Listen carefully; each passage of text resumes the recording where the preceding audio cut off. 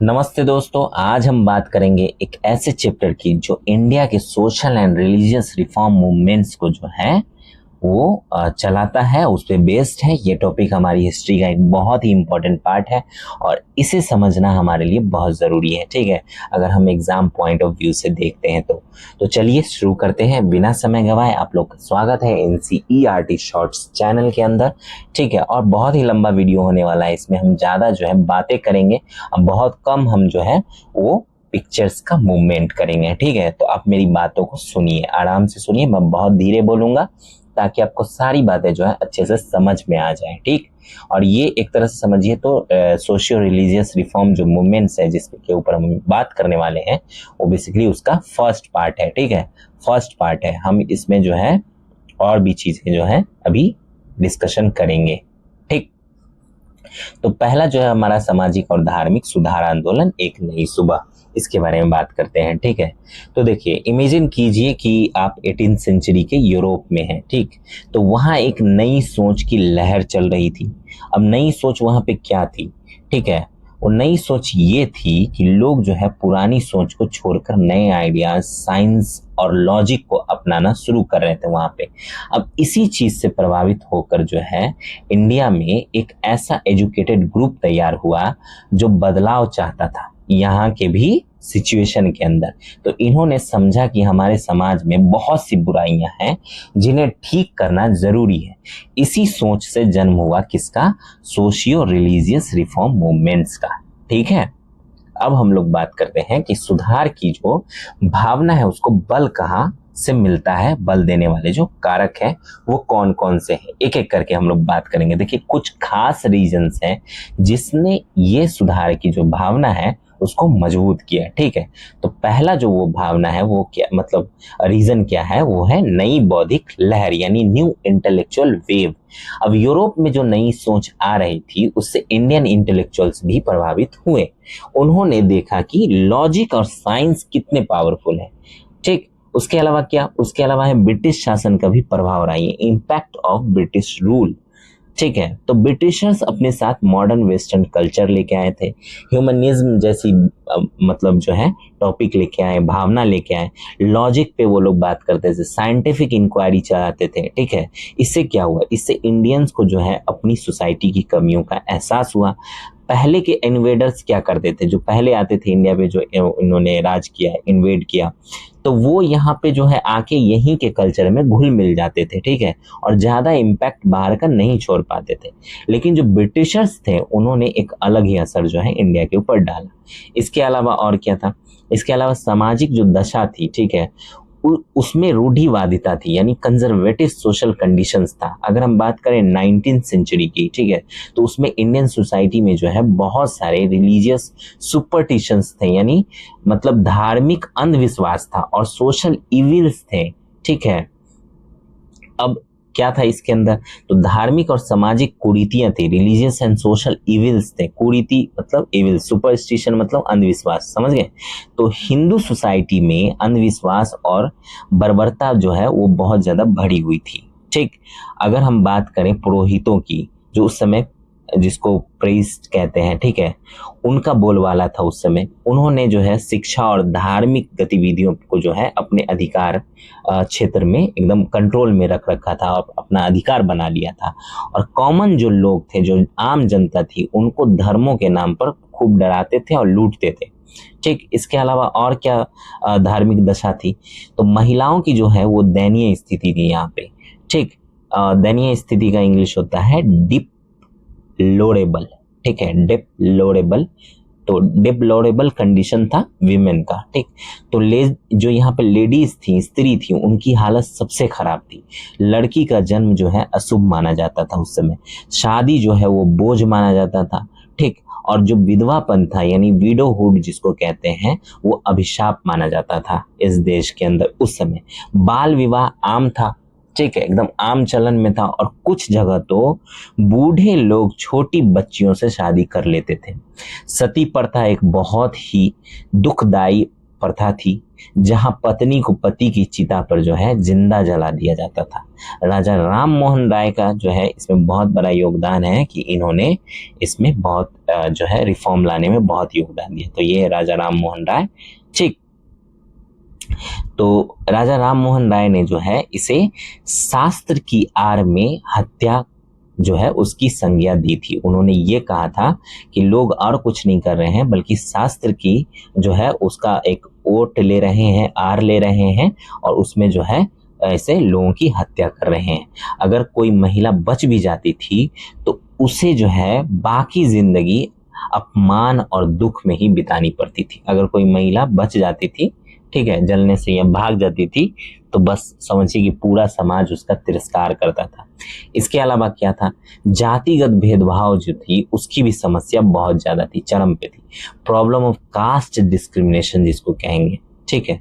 तो caste system एक और बड़ी बुराई थी। शेड्यूल कास्ट को नीची नजर से देखते थे, ठीक है, और उनको अछूत माना जाता था। ये लोग टोटल हिंदू पॉपुलेशन का 20% थे उस समय और 20% से ज्यादा ही थे। इनके साथ जो है भेदभाव होता था और इन पर जो है बहुत सारी पाबंदियां भी लगाई जाती थी। कास्ट सिस्टम ने सोसाइटी को टुकड़ों में बांट दिया था। मुस्लिम्स, क्रिश्चियंस और सिख्स में भी सिख जो थे उनमें भी जो है कास्ट कंसिक्वेंसेस थे, कास्ट सिस्टम था, लेकिन इतना ज्यादा नहीं था, इतना सीवियर नहीं था जितना हिंदू धर्म के अंदर था उस समय। ठीक है, समझ गए। अब हम लोग देखेंगे कि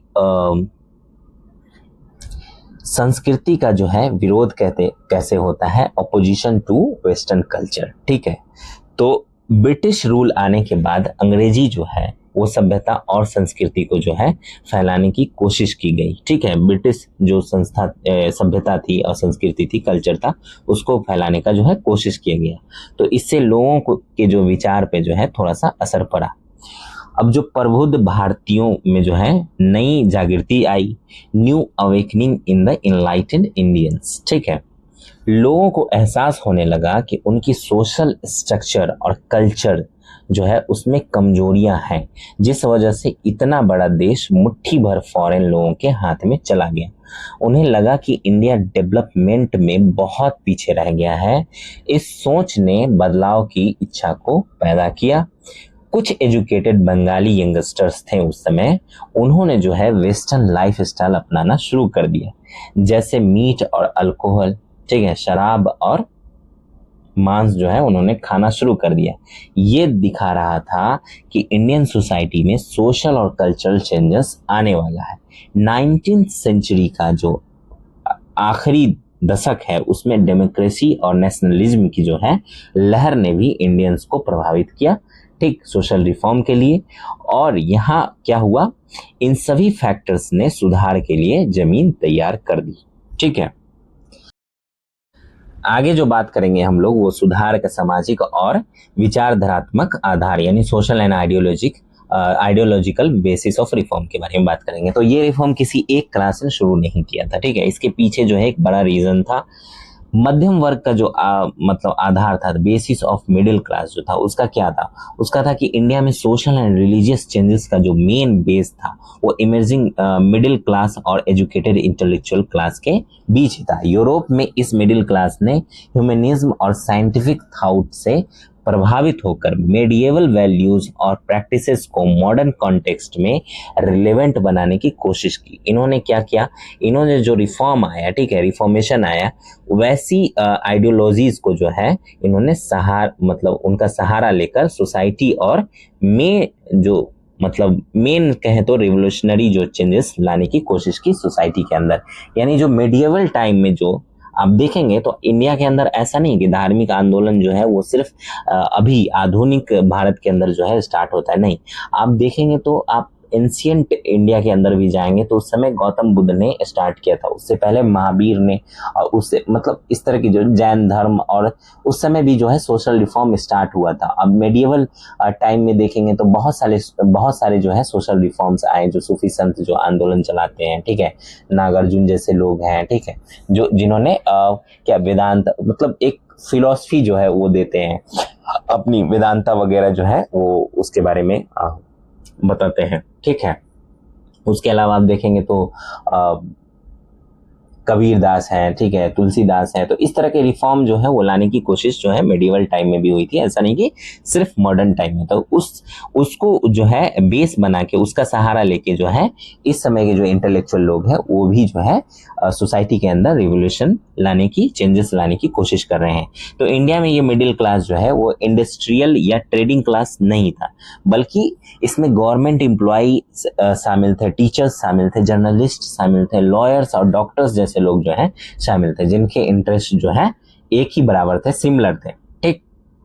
इसके अलावा देखेंगे तो बौद्धिक कसौटी भी थी, इंटेलेक्चुअल क्राइटेरियन भी था। सुधार आंदोलन को जो विचारधात्मक आधार देने वाले फैक्टर्स थे, उस रिलीजियस यूनिवर्सलिटी, ह्यूमनिज्म और रैशनलिज्म, ठीक है। तो राजा राम मोहन राय पहले देखते हैं, जो उस समय जो है, और आप देखेंगे तो एक बहुत बड़े इंटेलेक्चुअल थे। इनको लगभग जो है 7-8 भाषाएं आती थी, अलग अलग भाषा में ये लिखते पढ़ते और बोलते भी थे, ठीक है। तो राजा राम मोहन राय जो है, इनको पक्का विश्वास था कि सभी धर्मों में जो है वो एक ही तरह का विश्वास है, एकता में आस्था है, निर्गुण ईश्वर की जो है सभी धर्म उपासना करते हैं, और जाति प्रथा में जो है अविश्वास सबसे इम्पोर्टेंट फैक्टर्स है। उन्होंने जो है पुराने जो विद्वान थे उनको कोट करना स्टार्ट कर दिया, यहाँ पे उनकी बातें जो है यहाँ पे रखनी स्टार्ट कर दी, और ह्यूमन लॉजिक पर जो है विश्वास उन्होंने दिखाया, ठीक। उसके अलावा कौन थे, उनके अलावा जो है अक्षय कुमार दत्ता जो थे, उन्होंने कहा कि rationalism is our main motivating factor. उन्होंने बताया कि सारी नेचुरल और सोशल बिलीफ जो है उसको मैकेनिकल प्रोसेस की तरह समझना और एनालाइज करना चाहिए, यानी रैशनलिटी दिखानी चाहिए, यानी तर्क जो है उस पे करना चाहिए, तर्क बुद्धि दिखानी चाहिए, यानी किसी भी चीज पे सोचना चाहिए। उसके अलावा क्या हुआ, उसके अलावा ब्रह्मो समाज था, उनका मानना था कि कोई भी धार्मिक पुस्तक पूरी तरह से त्रुटिहीन यानी एरर फ्री नहीं हो सकती, ठीक। उसके अलावा अलीगढ़ मूवमेंट होता है, तो उन्होंने क्या जोड़ दिया, ठीक है, अलीगढ़ मूवमेंट के अंदर, कि इस्लामिक टीचिंग्स को मॉडर्न कॉन्टेक्स्ट में इंटरप्रेट यानी फिर से बताने की जो है ज़रूरत है, उसको बताना जाना चाहिए, इंटरप्रेट किया जाना चाहिए। सर सैयद अहमद खान ने मुस्लिम धर्म की कुरीतियों पर सख्त प्रहार किए। उसके अलावा स्वामी विवेकानंद थे, उन्होंने क्या किया, उन्होंने धार्मिक विचार जो था, ठीक है, उसको बहुत ही प्रोग्रेसिव तरीके से उन्होंने बताया। उन्होंने इंडियन फिलॉसफी और उसकी जो श्रेष्ठता थी उसको जो है और जो परंपरा है उसको सर्वोपरि घोषित किया, ठीक। तो साइंटिस्ट और उनके जो तरीके थे यानी आर्गुमेंट्स था का भी इस्तेमाल इस मूवमेंट्स के अंदर किया जाता है। जैसे अक्षय कुमार दत्ता कहते हैं कि मेडिकल आर्गुमेंट से जो है प्रूफ करने की उन्होंने कोशिश की कि बाल विवाह जो है वो नुकसानदेह है, ये नुकसान देगा, ठीक है। तो इन सुधारकों का जो है दृष्टिकोण यानी पर्सपेक्टिव जो है सिर्फ एक धर्म तक सीमित नहीं था, बल्कि सार्वभौमिक यानी यूनिवर्सल था। राजा राम मोहन राय ने हिंदू धर्म के अलावा क्रिश्चियन धर्म की भी बहुत सारी गलत रीति रिवाजों को जो है पब्लिक किया, ठीक है। उनका विश्वास था कि सभी धर्म, ठीक है, मूलतः एक ही शिक्षा देते हैं। सर सैयद अहमद खान का भी यही मानना था, सभी धर्मों का जो है मूल उद्देश्य एक ही है। और इसके अलावा केशव चंद्र सेन जो है उन्होंने भी जो है लिबरल तरीके से उदारवादी नीति अपनाई और उन विचारों का जो है उन्होंने समर्थन किया, ठीक है, वो इसी विचार के थे।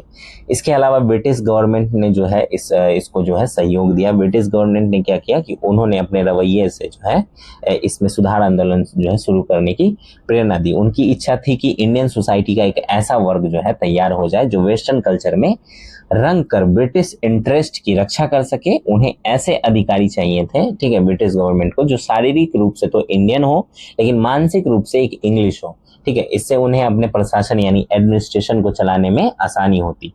उसके अलावा क्या है, सोशल रिफॉर्म मूवमेंट्स में जो है ह्यूमन इंटरेस्ट को सबसे ज्यादा प्रायोरिटी दी गई।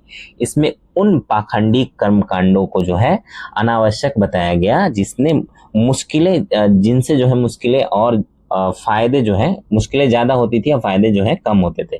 सोशल रिफॉर्म्स का जो धार्मिक नेता जो थे ठीक है, उनसे भी टकराव होता रहता था, जो सोशल रिफॉर्मर्स थे उनसे, जो धार्मिक नेता थे उस समय, ठीक है, तो उनसे टकराव होता रहता था, क्योंकि रिफॉर्म मूवमेंट्स जो है वो धार्मिक आडंबरन जो था या कर्म कांड था उसकी निंदा करता था, ठीक है। इसके अलावा आगे बढ़ते हैं। सुधार आंदोलन की दो धाराएं थी, two streams of reform movements, ठीक है। तो वो दो धाराएं क्या थी, ठीक है, उसके ऊपर बात करेंगे। फिगर के ऊपर मत जाइएगा, ठीक है, हम लोग जो बात कर रहे हैं उसके ऊपर जो है कान आप गरा के सुनिए, ठीक है। तो इन रिफॉर्म्स को मोटा मोटी जो है दो कैटेगरी में बांट सकते हैं, डिवाइड कर सकते हैं। एक तो पहला कैटेगरी है सुधारवादी आंदोलन यानी रिफॉर्मिस्ट मूवमेंट्स जिसको कह सकते हैं, जैसे ब्रह्मो समाज है, ठीक, और प्रार्थना समाज है, अलीगढ़ मूवमेंट है, ये ट्रेडिशंस को बदलना चाहते थे, ठीक है। उसके अलावा दूसरा मूवमेंट क्या था, दूसरा जो आप देखेंगे कैटेगरी वो है पुनर्जागरणवादी आंदोलन, यानी इसको रिवाइवलिस्ट मूवमेंट कहते हैं, जैसे आर्य समाज है, ठीक है, देवबंद मूवमेंट है। ये पुरानी परंपराओं को वापस लाना चाहते थे लेकिन सुधार के साथ। तो देखिए दोनों में जो फर्क है ना वो सिर्फ इतना था कि वे परंपरा पर कितनी डिपेंड करते थे, ठीक है, या लॉजिक और कॉन्शियसनेस पर कितना डिपेंड करते थे, बस इतना ही था, ठीक है। इस बात को जो है दोनों तोलते थे। इसके अलावा है सामाजिक सुधार की दिशा, डायरेक्शन ऑफ सोशल रिफॉर्म्स, ठीक है, उसके बारे में बात करेंगे, ठीक।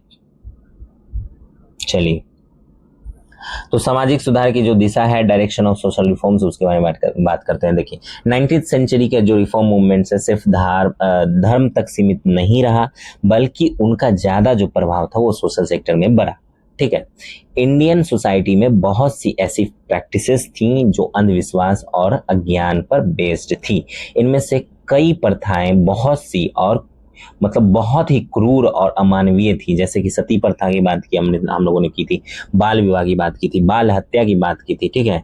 और उसके अलावा जो है पूरा सोशल स्ट्रक्चर जो था वो अन्याय और असमानता पर आधारित था। ब्रिटिश रूल से पहले इंडिया का सोशल स्ट्रक्चर जो है वो बदलता नहीं था और स्थिर यानी स्टेबल था।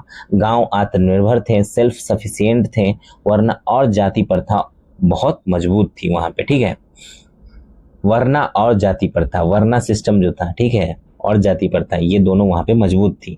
ब्रिटिश राज के बाद वेस्टर्न कल्चर आया, सिविलाइजेशन जो है फैला, जिससे नई जो है जागृति आई। ब्रिटिशर्स ने इंडिया की कमजोरियों को उजागर किया, ठीक। इसके बाद क्या हुआ, इसके बाद जो है विचारशील यानी थॉटफुल और इंटेलेक्चुअल्स ने सोसाइटी की बुराइयों को पब्लिक किया और उन्हें ठीक करने की जो है कोशिश की। वे वेस्टर्न ह्यूमनिज्म, रैशनलिज्म, नेशनलिज्म और साइंटिफिक थॉट से जो है बहुत प्रभावित हुए। इन इंटेलेक्चुअल्स ने वेस्टर्न और इंडियन कल्चर का कंपैरेटिव स्टडी किया और कमियों को जो है वो पॉइंट आउट किया। ब्रिटिश की बायस्ड ट्रेड पॉलिसीज जो थे उसके कारण नए जो है मिडिल मैन और ट्रेडर्स का एक वर्ग जो है तैयार हो गया था, जिनमें ब्रिटिश से कांटेक्ट के कारण जो है वेस्टर्न आइडियाज फैल गए थे। इंग्लिश को एजुकेशन का कंपलसरी मीडियम बनाने से एक ऐसा वर्ग जो है उभरा जिसने इंग्लिश में शिक्षा ली और वेस्टर्न लिटरेचर पढ़ा और इंडियन सोसाइटी और कल्चर की कमियों को जो है पहचाना। प्रेस का विकास हुआ, इससे क्या हुआ, इससे जो है विचारों का आदान प्रदान हुआ, तेजी से हुआ, ठीक है। 1853 के बाद जो है रेलवे भी आ गया, उसका विकास हुआ, तो इससे भी जो है इस दिशा में बहुत सारे सहयोग मिले, जिससे लोगों में जो है सोशल मोबिलिटी आई, ठीक, यानी एक जगह से दूसरे जगह वो जाने लगे, तो क्या हुआ, सोशल मोबिलिटी हुई, ठीक है, सामाजिक मूवमेंट हुआ, ठीक। क्रिश्चियन मिशनरीज भी आए, उनका भी जो है इस पे असर पड़ा। उन्होंने क्या किया, इंडियन सोसाइटी में जो है प्रचलित कई बुराई थी उसको अमानवीय जो है प्रथाओं की निंदा की उन्होंने, पर बेसिकली उसके पीछे तो उनका अपना भी मकसद था, ठीक है। वो चाहते थे कि इस तरह की कमियां बता के हम अपने तरफ अपने धर्म के अंदर जो है इन लोगों को कन्वर्ट कर लें, ठीक। तो लेकिन फिर भी वो सही बात था, ऐसा कुछ गलत नहीं बता रहे थे वो, तो जिससे लोगों का जो ध्यान इस ओर जो है आकर्षित हुआ। सरकार ने भी सोशल रिफॉर्म मूवमेंट्स को जो है शुरू करने की प्रेरणा दी। वे इंडियन सोसाइटी को बदलकर वेस्टर्न सोसाइटी के अनुकूल बनाना चाहते थे, इसलिए एक तरफ उन्होंने क्रिश्चियन मिशनरीज को जो है इंडियन कल्चर और सोसाइटी की निंदा करने की जो है पूरी पूरी छूट दे रखी थी और प्रोत्साहित किया। वहीं दूसरी तरफ जो है उन्होंने इंडियन सोशल रिफॉर्मर्स जो थे उनको भी अपना योगदान दिया। तो इंडिया में सोशल रिफॉर्म के जो अर्ली ऑर्गेनाइजेशंस थे उनमें सोशल सभा, सर्वेंट्स ऑफ इंडिया आदि जो है प्रमुख थे। ज्योतिबा फुले का नाम आप लोगों ने सुना ही होगा। उनके अलावा गोपाल हरि देशमुख, केटी तेलंग, बी.एम. मालाबरी, डी.के. कार्वे, श्री नारायण गुरु, ईवे रामास्वामी नाइकर और बी.आर. अम्बेडकर जैसे जो है प्रमुख व्यक्ति थे जो ये सोशल रिफॉर्मिस्ट थे, अर्ली सोशल रिफॉर्मिस्ट जिनको कहेंगे, जिन्होंने अर्ली सोशल रिफॉर्म्स का जो है काम किया। बाद के सालों में इससे और भी काबिल लीडरशिप मिली। ठीक है, मोटा मोटी अगर बात करें तो सोशल रिफॉर्म जो है कैंपेन के दो मेन उद्देश्य थे। पहला तो था सोसाइटी में लेडीज की जो दशा थी उसको सुधारना, और दूसरा था कि सोसाइटी से अनटचेबिलिटी जो है यानी छुआछूत जो है उसको दूर करना। ठीक, अब हम लोग बात करते हैं स्त्रियों की दशा में जो सुधार आते हैं, उसके प्रयास जो किए जाते हैं उसके बारे में बात करते हैं।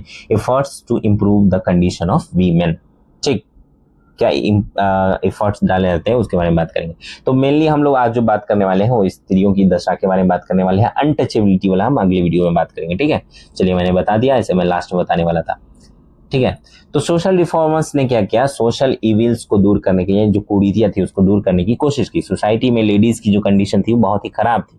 उन्हें पुरुषों से नीचे समझा जाता था, उनकी अपनी कोई पहचान नहीं थी, और उनकी एनर्जी और टैलेंट जो है वो पर्दा प्रथा, सती प्रथा और बाल विवाह जैसी बुराइयों की भेंट चढ़ गए थे। हिंदू और मुस्लिम दोनों सोसाइटीज में जो है महिलाएं आर्थिक और सामाजिक रूप से पुरुषों पर निर्भर थी। आज भी है बहुत सारी गाँव के अंदर।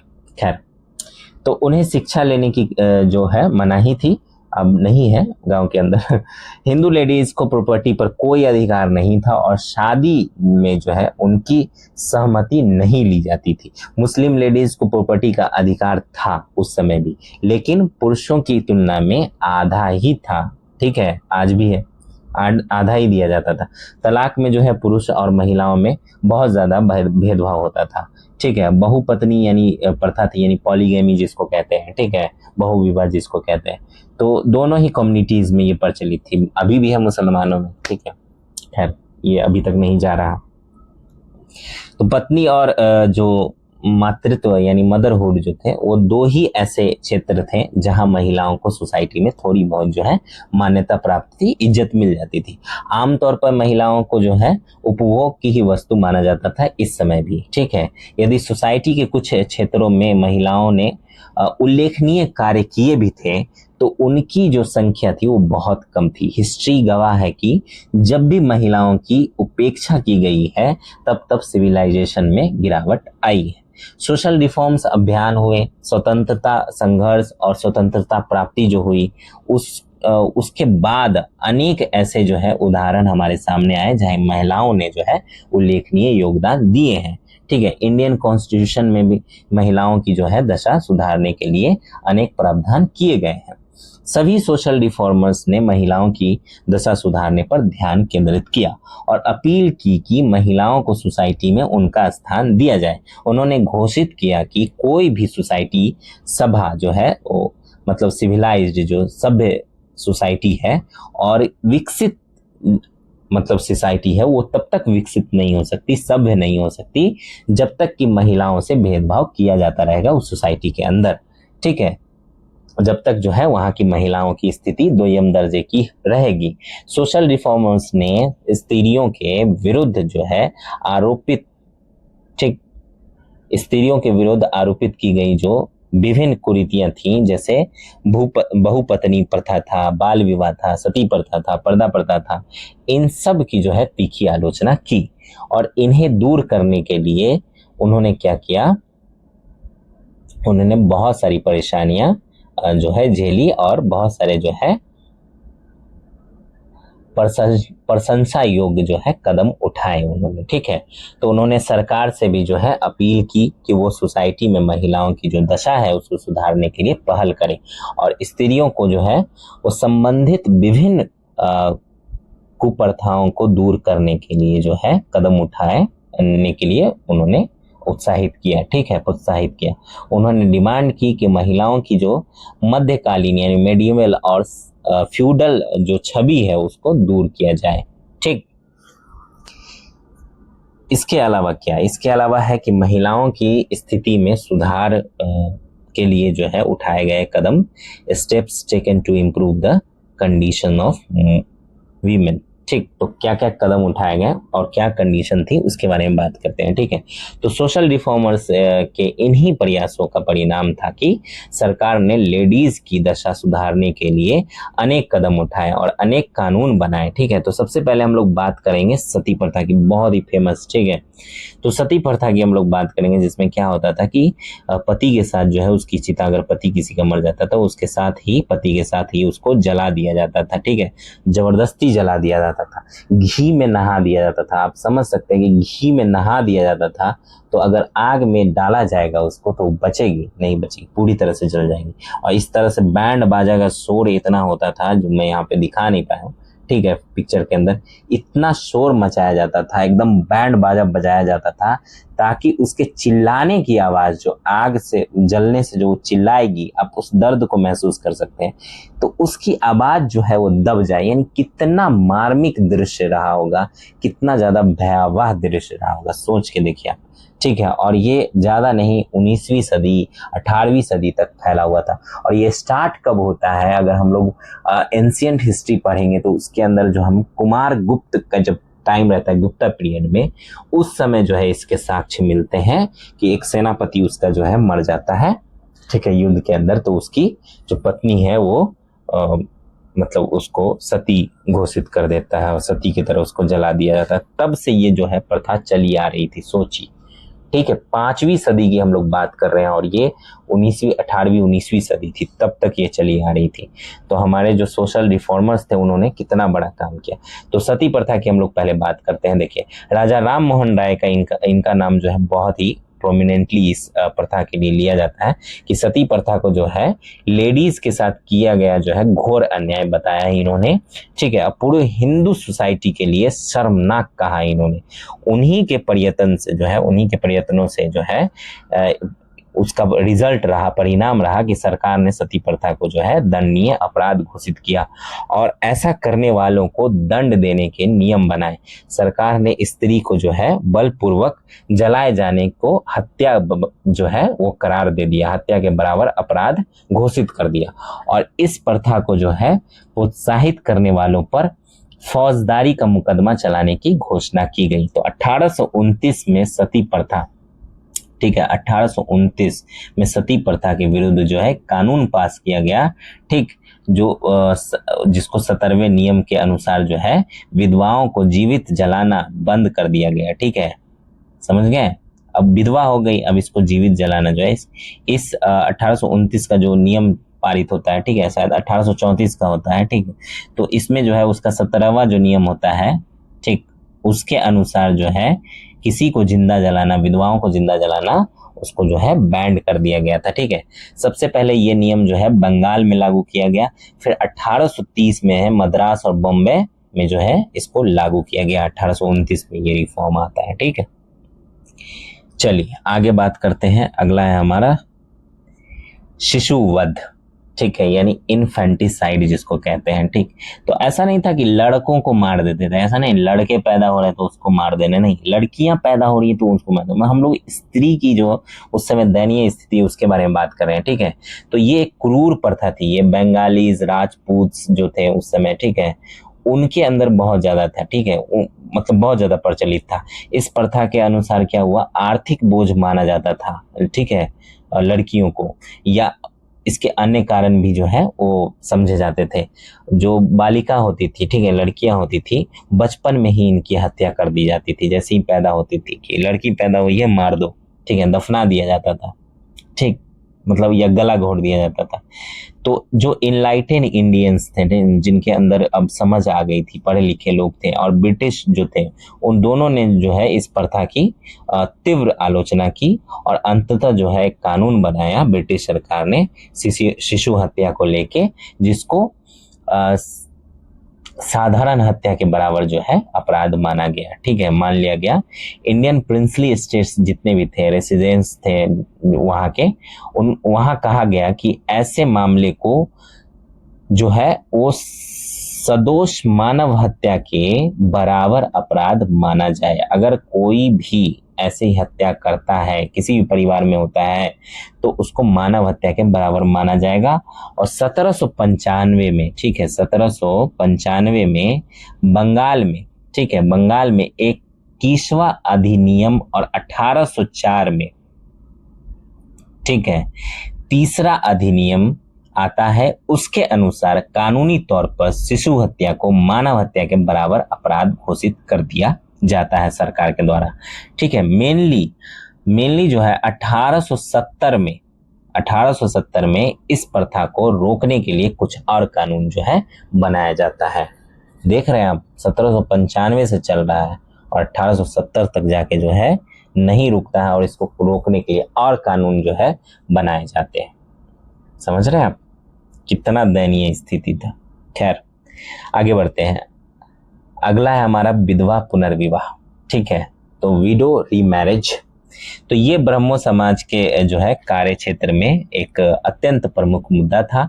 लेकिन इस क्षेत्र में जो है सबसे महत्वपूर्ण योगदान अगर किसी ने दिया तो वो दिया था ईश्वरचंद विद्यासागर ने। ठीक है, इन्होंने जो है इसमें बहुत ही योगदान दिया। इनका अगर आप देखेंगे जीवनी तो 1820 से लेकर 1891 तक ये रहते हैं। ठीक है, और इन्होंने जो है क्या किया था और ये क्या करते थे उसके बारे में बात करते हैं। देखिए, ईश्वरचंद विद्यासागर जो है वो संस्कृत कॉलेज कोलकाता में आचार्य थे। ठीक है, वहाँ पे प्रोफेसर थे। उन्होंने संस्कृत और वैदिक जो है उसका उल्लेख किया और ये सिद्ध किया कि विधवा पुनर्विवाह जो है वो वेद जो है इसकी अनुमति देता है। ठीक, वेद जो हमारा धार्मिक जो ग्रंथ है वही इसकी अनुमति देता है। उन्होंने लगभग 1000 जो है हस्ताक्षर करवाए। उससे 1000 हस्ताक्षर से युक्त एक जो है प्रार्थना पत्र जो है उन्होंने सरकार को भेजा। अंततः जो है इनके प्रयत्नों से 1856 में, कब, 1856 में हिंदू विधवा पुनर्विवाह अधिनियम बना, जिसके अनुसार विधवा विवाह को वैलिड मान लिया गया और ऐसे विवाह से उत्पन्न जो बच्चा होगा उसको भी वैलिड घोषित किया गया। महाराष्ट्र में जगन्नाथ शंकर जी जो थे, ठीक है, जगन्नाथ शंकर सेठ और भाऊ दाजी, ये लोग भी जो है वहां पे इस रिफॉर्म, इस दिशा में जो है महत्वपूर्ण योगदान उन्होंने दिया। ठीक, विष्णु शास्त्री पंडित का भी नाम आता है जिन्होंने 1850 में विधवा पुनर्विवाह एसोसिएशन की स्थापना की थी। और 1852 में गुजरात में सत्य प्रकाश की स्थापना जो है वो की किसने, करशोधन दास मूलजी ने की। ठीक है, सत्य प्रकाश नाम के जो है एक संगठन की स्थापना की और उसने जो, उन्होंने क्या किया, करशोधन दास ने, करसन दास कहते हैं इनको, मूलजी। ठीक, करसन दास के बारे में एक फिल्म भी आई थी अभी कुछ दिन पहले। ठीक है, महाराज फिल्म अगर आप देखेंगे तो करसन दास के बारे में आपको जो है पता चलेगा।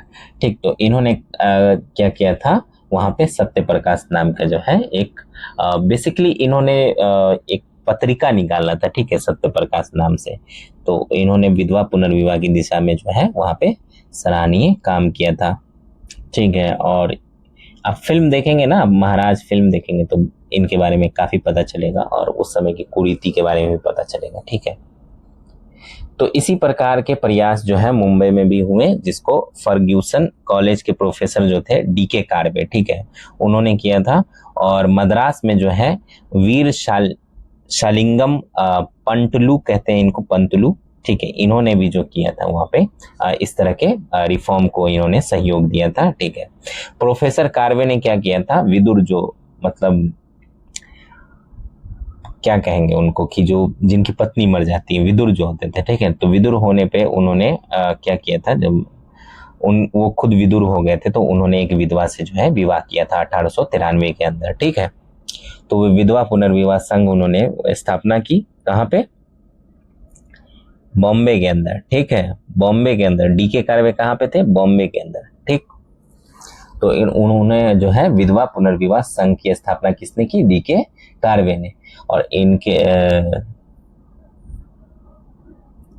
1899 में उन्होंने पुणे में एक विधवा आश्रम भी स्थापित किया।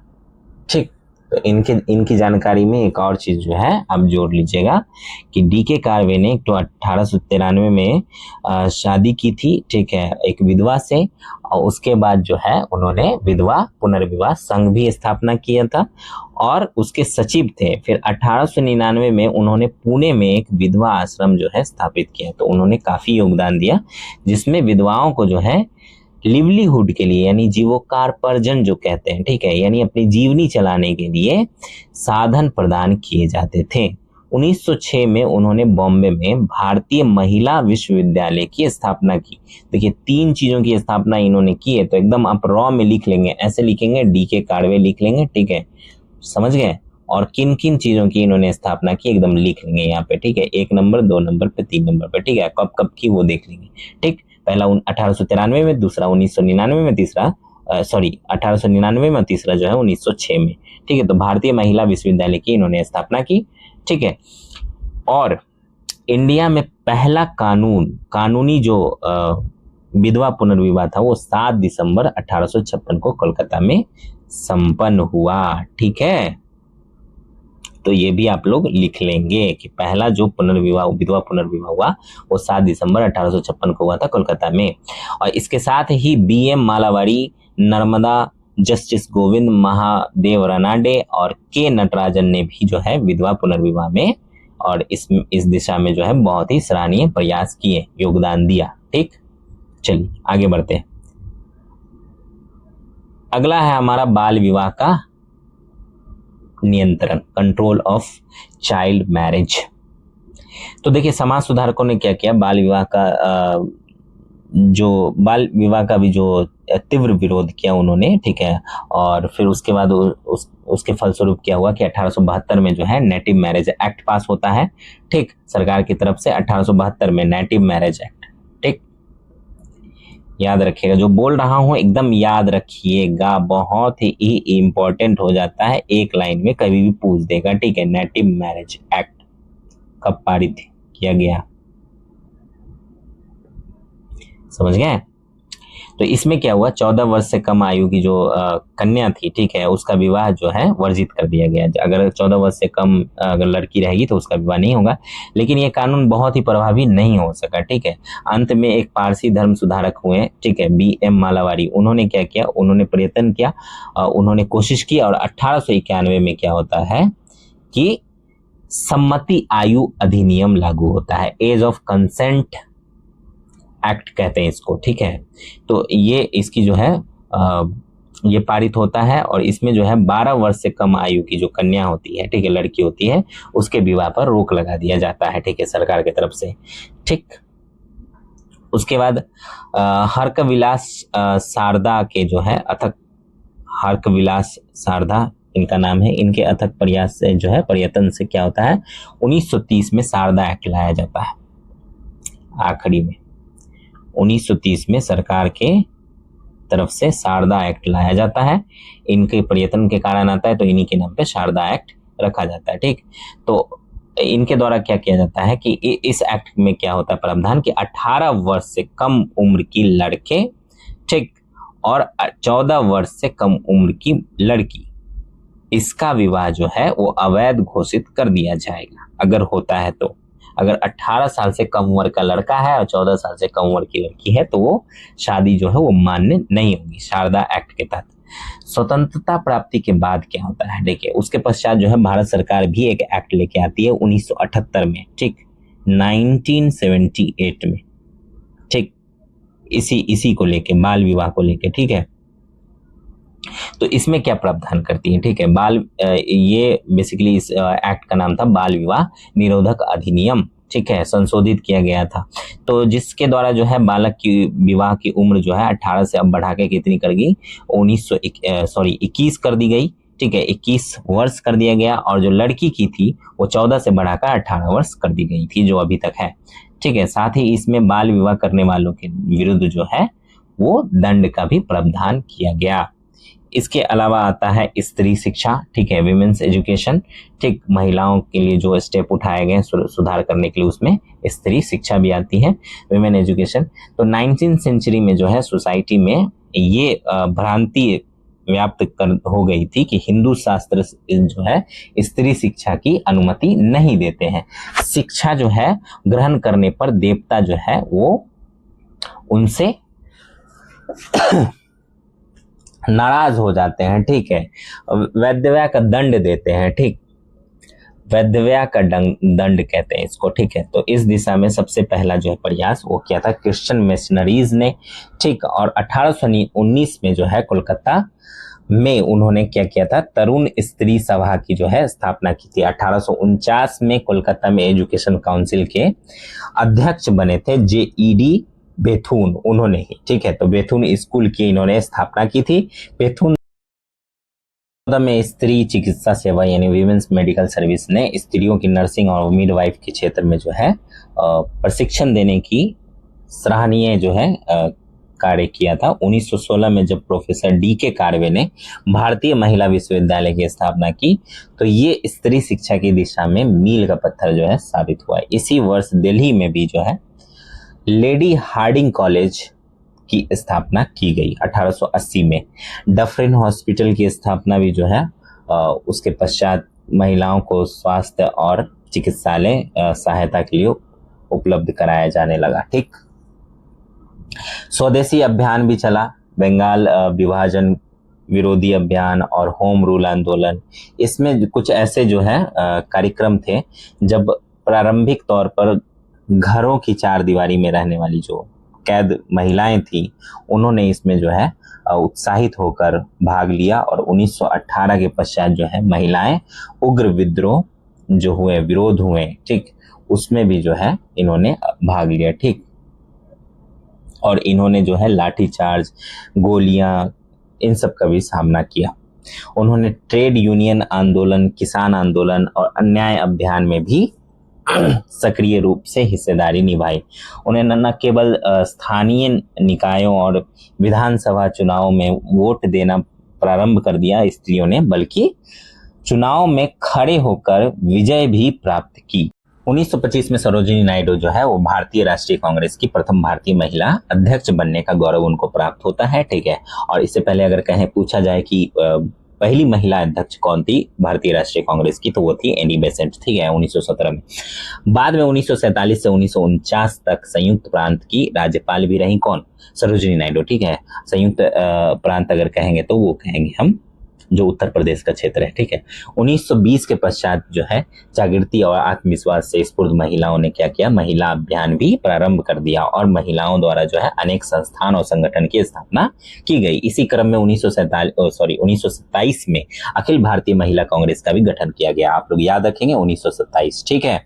चलिए अब हम लोग बात करते हैं महिला संगठन की, ठीक है, विमेंस ऑर्गेनाइजेशन की।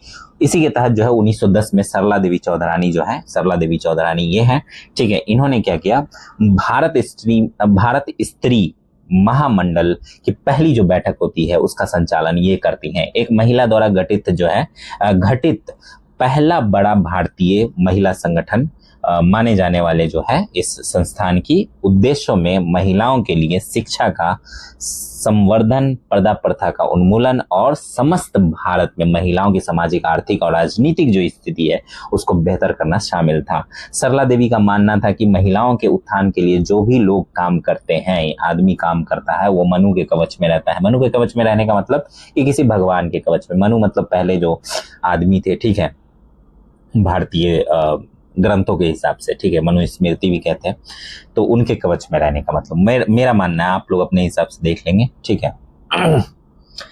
उसके अलावा रमाबाई रानाडे ये हैं, ठीक है, शायद यही है, मैं एकदम कंफर्म नहीं हूँ क्योंकि मुझे उनका पिक्चर जो है कहीं भी मिला नहीं, ठीक है, नेट के ऊपर।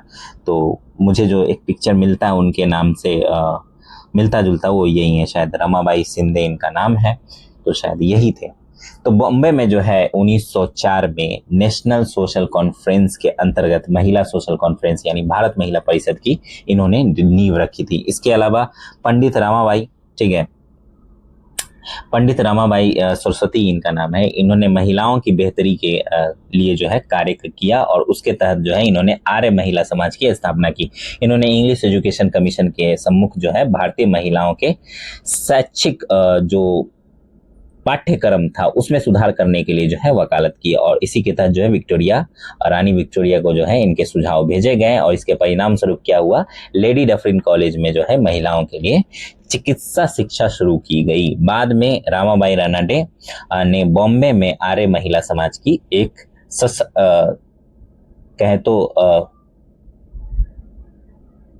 शाखा स्थापित की, ठीक है, ब्रांच कहेंगे।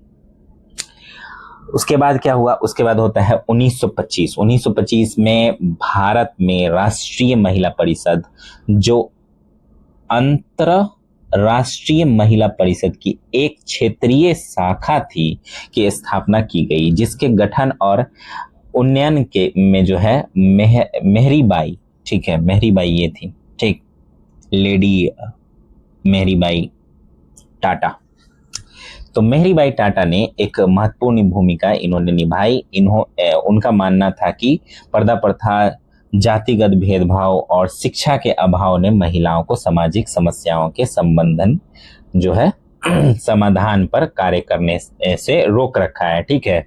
परिषद की जो कार्यकारी समिति में महत्वपूर्ण पदों पर आसीन महिलाओं में कॉर्नेलिया सोराब जी, भारत की प्रथम महिला बैरिस्टर जिनको कहते हैं, ठीक है, वो भी थी। ये है भारत की प्रथम महिला बैरिस्टर, ठीक, इनका नाम था कॉर्नेलिया सोराब जी, ठीक। उसके अलावा ताराबाई प्रेमचंद, उनका फोटो नहीं है, ठीक है। धनवान बैंकर की पत्नी थी सफ़ी तैयब जी, इनका भी फोटो नहीं है। मुंबई के ये अग्रगामी मुस्लिम परिवारों में से एक उनकी सदस्य थी। और केशव चंद्रा सेन की पुत्री महारानी सुचारू देवी शामिल थी। तो महारानी सुचारू देवी का भी जो है अगर मैं कहूं तो ये है फोटो, ठीक, समझ गए। तो आलोचक थे उनके अनुसार जो है इन महिलाओं द्वारा किए गए जो कल्याणकारी कार्य है, वो जो शैली है वो उच्च वर्गीय इंग्लिश महिलाओं जैसी थी, तो आलोचना भी करते हैं। इसके अलावा 1927 में जो है मार्गरेट कॉसिन द्वारा जो है स्थापित अखिल भारतीय महिला कॉन्फ्रेंस AIWC जो आज तक चलता है, ठीक है, और ये है वो महिला, ठीक, मार्गरेट कॉसिन्स, ठीक है। तो इनके द्वारा जो है ये स्थापना की जाती है अखिल भारतीय महिला कॉन्फ्रेंस की, ठीक।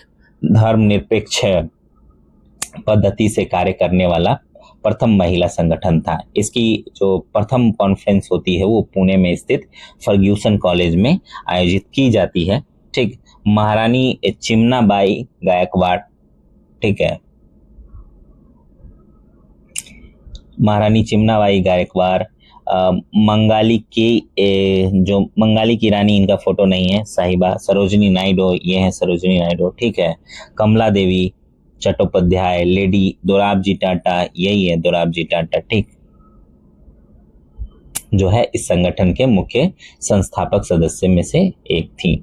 इन संगठन के उद्देश्य में सामाजिक न्याय, एकता, अधिकार और जो उसका अवसर था, ठीक है, क्या कहेंगे, अपॉर्चुनिटी के सिद्धांतों पर आधारित कार्य समाज के लिए करना था और प्रत्येक मानव को जीवन की आधारभूत आवश्यकताओं को जन्म या लिंग के आधार पर निर्धारित न कर नियोजित सामाजिक वितरण के माध्यम से निश्चित करना था।